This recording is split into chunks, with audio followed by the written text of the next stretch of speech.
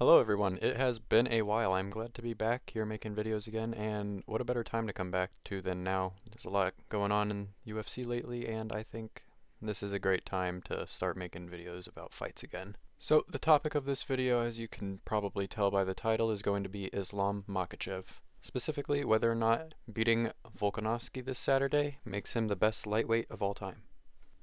A lot of you out there may not like that I'm even putting him in this conversation so early, but it's bound to happen, honestly, especially like if he wins this fight, it's going to be a conversation people start having. So, yeah, I know he's not the most liked figure, and like, yeah, you're just gonna have to put that aside and really approach this conversation with a level head and look at just the facts.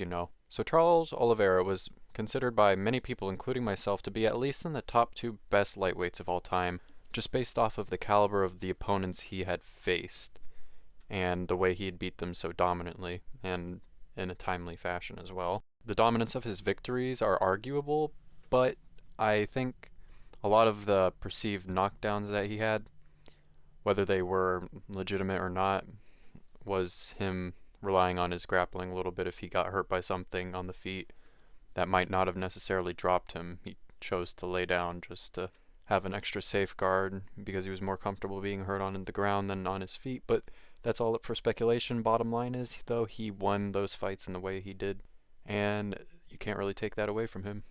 The two aforementioned people being Charles and Khabib. Personally, I thought the opponents that Charles was fighting were harder matchups for him than the ones Khabib had gotten.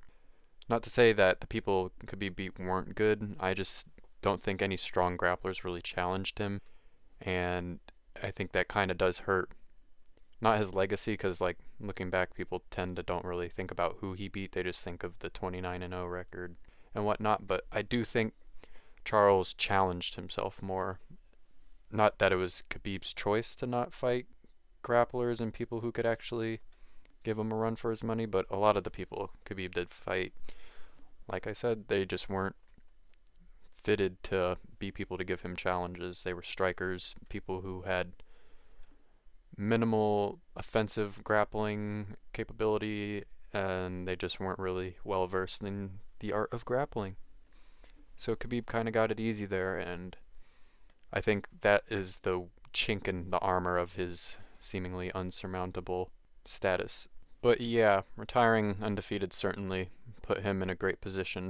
At least that was until Charles Oliveira came along to challenge his reign by beating some of the guys Khabib beat, but even quicker.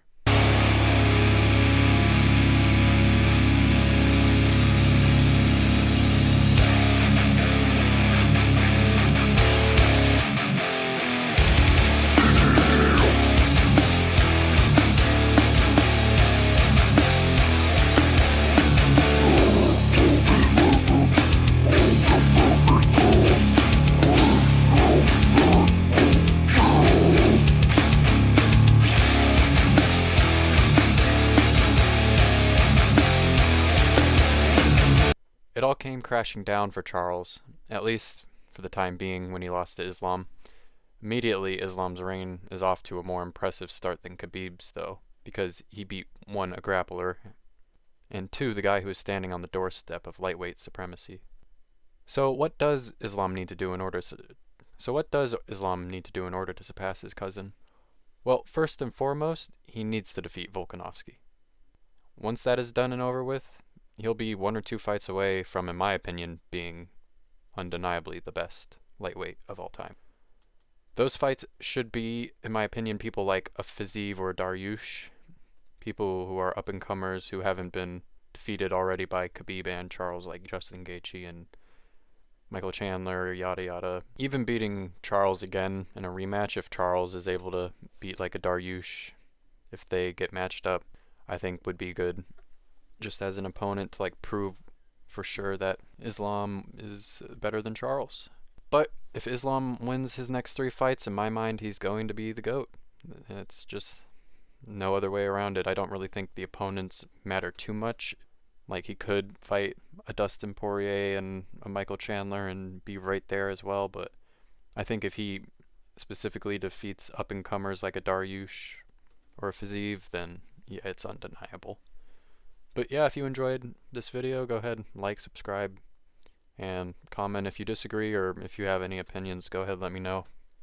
I'll be sure to respond, and we can have a nice little interaction. So yeah, you guys have a nice day. It's nice to be back.